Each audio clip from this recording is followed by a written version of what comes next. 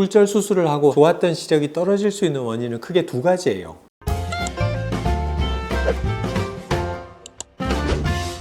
요즘 고도근시, 고도난시가 아니더라도 네. 렌즈 삽입술을 하시는 분들이 많다고 들었는데 맞습니다. 그게 이제 렌즈 삽입 수술이 가지고 있는 뭐 여러 가지 장점들 중에 대표적인 게 가역성이죠. 수술을 하면 스마일이나 각막 수술, 라섹은 원상 복귀가 안 되죠. 한번 하면 낙장 불입이에요. 그런데 렌즈 삽입은 그렇지가 않은 게 본인의 눈을 변형시키는 게 아니라 본인의 눈은 온전히 그대로 유지를 한 상태로 인공 물질을 눈 속에 넣었다가 그대로 유지를 하게 되는데, 그래도 혹여 만약에 뭔가가 문제가 있다, 이건 가정이에요. 그랬을 때 렌즈를 빼버리면 원래 내 눈의 상태로 돌아갈 수 있다는 그런 가역성, 리버서빌리티라는 아주 장점이 있거든요. 그걸 환자분들한테 말씀을 드리면 굉장히 마음을 놓는 분들이 계세요. 대개는 조금 그 부작용에 대한 우려가 좀 많은 분들, 걱정이 좀 많은 성격을 가지신 분들, 그런 분들은 그런 장점에 대해서 말씀을 드리면 굉장히 그게 크게 와닿나 봐요. 그래서 각막 수술을 할 수 있는 눈임에도 불구하고 나는 렌즈 삽입을 하겠다라고 요청하는 분들이 빈도가 점점 늘고 있어요. 그래서 낮은 도수도 늘어나는 거죠. 그 낮은 도수 중에 이제 대표적인 게 예전에 고도근시를 각막 수술을 했는데 근시가 재발한 사람들, 그런 분들은 각막 수술을 또 하는 게 상당히 부담스러운 경우들이 있고 부작용이 조금 우려되는 경우들이 있어요. 그래서 그런 재수술 사례들이 최근에 들어서 렌즈 삽입 수술로 수술을 하게 되는 경우들이 상당히 많이 늘고 있습니다. 그래서 전체적으로 트렌드를 보자면 2002년도에 이 렌즈 삽입이 처음 국내에 도입이 됐다고 제가 옛날에 설명을 드렸었는데, 초창기에 생각하면 100명을 수술하면 그 중에 렌즈 삽입하는 사람은 5명 이내였어요.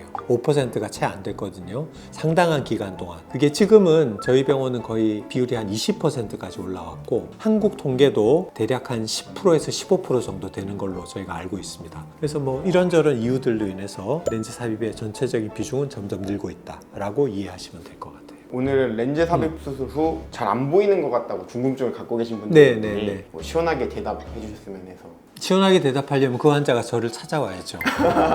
안 보이는 이유를 알아봐야 되는데, 가장 대표적인 건 사실 근시나 난시의 재발, 퇴행이라고 하죠. 리그레션이라고 하는데, 굴절 수술을 하고 좋았던 시력이 떨어질 수 있는 원인은 크게 두 가지예요. 하나는 수술 효과가 떨어지는 거. 그러니까 예를 들면 마이너스 5디옵터 근시가 있어서 5를 수술을 했는데 잘 됐다가 그 수술 효과가 마이너스 5가 마이너스 4.5, 4.0으로 떨어지는 경우가 있거든요. 근데 이거는 렌즈 삽입 수술에서는 있을 수 없는 일이에요. 이거 말고 또 한 가지가 있는데, 대개 만으로 18세, 20세 이후가 되면 근시의 양은 대개는 멈추는 게 일반적이거든요. 왜냐하면 신체 성장이 멈추기 때문에 안구의 성장도 멈춰서 근시가 더 진행하지 않는 게 일반적인데, 고도근시는 예외적으로 30대, 40대에도 일부 진행을 하는 경우들이 있어요. 키는 안 크는데 눈은 성장을 하는 거죠. 그래서 ICL 같은 경우는 고도근시 환자들을 좀 많이 하는 그런 경우잖아요. 그래서 고도근시 환자에서 수술 효과가 떨어진 건 아닌데 실제로 근시가 진행을 해서 시력이 나빠지는 경우, 그게 아마 가장 흔한 경우일 거예요. 그게 첫 번째고, 두 번째는 난시가 동반된 근시성 난시 환자에서 토릭 ICL을 썼는데 렌즈의 위치가 약간 이동하는 경우, 대개는 초기에 발생하는 경우가 많은데 아주 예외적으로 일부 환자에서는 한 5년, 10년이 지난 이후에도 렌즈 위치가 갑자기 움직이는 경우들이 외상을 받았을 때 있을 수 있어요. 이제 그런 경우에는 난시가 이제 재발하니까 재발할 수가 있겠죠. 그래서 그런 부분들은 병원에 와서 검사를 해보지 않으면 사실은 알 수가 없어요. 그게 제일 대표적인 이유고, 그거 말고는 뭐 흔한 경우라면 건조증이 일시적으로 조금 악화가 됐을 때 건조증도 시력을 악화시키거든요. 근데 이제 그 경우에는 대개는 그냥 좀 흐려 보이는 증상이 생겨서 시력에 어떤 질적인 저하가 생길 수는 있겠죠. 근데 건조증이 좋아지면 그건 되게 다시 회복이 되기 때문에 그건지 근시나 난시가 재발했는지를 구별하는 게 중요하다는 거죠. 그 이외에는 사실은 다른 질환이 동반되지 않는다면 시력이 나빠질 수는 없어요. 감염이 생길 수도 있는데, 감염은 ICL 수술을 했을 때 초기에 생길 수 있는 합병증이지 그게 장기적으로 생길 수는 없어요. 근데 예를 들면 그런 감염은 있죠. 감염이라는 게 두 가지가 있어요. 실제로 균이 들어가서 생기는 감염, 기생충, 곰팡이, 세균이 들어가서 생기는 염증성 감염이 있고, 두 번째는 염증이 아니라 알러지가 있다거나 아니면 류마티스성 질환을 앓고 있는 분, 루푸스, 류마티스 관절염, 강직성 척수염 이런 게 있는 분들은 포도막염이 생길 생길 수가 있어요. 그러면 그런 포도막염 때문에 시력이 떨어지는 경우가 있고, 아니면 헬페스 심플렉스 바이러스라는 단순 포진 바이러스가 혹은 대상 포진 바이러스가 각막에 염증을 일으키는 경우가 있거든요. 그런 게 있을 때는 염증 때문에 시력이 떨어질 수 있죠. 그런 굉장히 드문 경우를 제외하면 일반적으로는 근시나 난시의 재발 혹은 퇴행, 진행, 아니면 건조증의 악화 이런 것들 때문에 시력이 나빠진다고 보시면 될 것 같아요.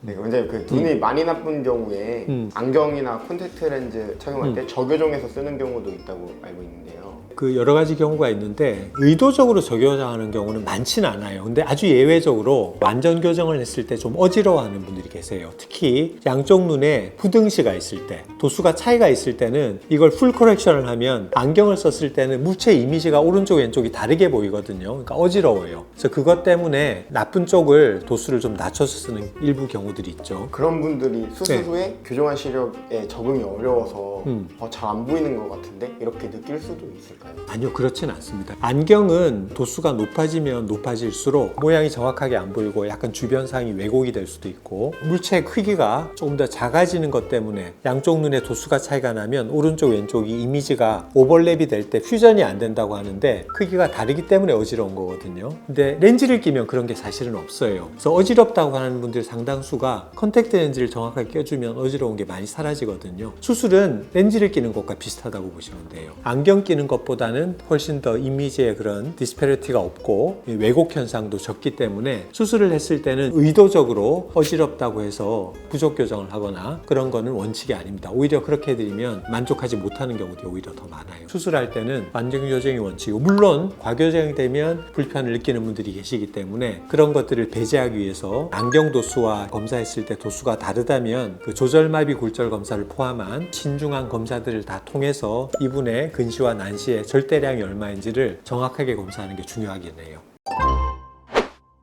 환자분들은 수술하고 나면 시력이 항상 24시간 365일 매일 동일할 거라고 생각하는데 절대 그렇지가 않아요. 이건 이제 컨디션과 비슷한 건데, 특별한 질환이 없어도 우리가 어떤 날은 몸이 컨디션이 좀 좋을 때도 있고 나쁠 때도 있듯이 시력도 마찬가지입니다. 눈의 컨디션이 좋을 때는 시력이 극대화되는 거고, 컨디션이 안 좋을 때 건성환도 심해지고 약간 염증성 질환이 있거나 그러면 컨디션이 안 좋아져요. 그러면 그걸로 인해서 근시나 난시가 조금 생길 수도 있거든요. 그런 것들 때문에 시력이 약간은 오르락 내리락 할 수 있다는 거. 그러니까 시력이 어떨 땐 좀 좋았다가 나빴다가 희복을 보인다. 그러면 대부분은 건조증일 가능성이 많습니다. 근데 그게 아니라 일주일 이상, 한 달 이상 좋아지지 않는다라고 하면 그때는 병원에 오셔서 검사를 해봐야지 저희가 정확하게 말씀을 드릴 수 있다. 이렇게 설명을 드릴 수 있을 것 같습니다.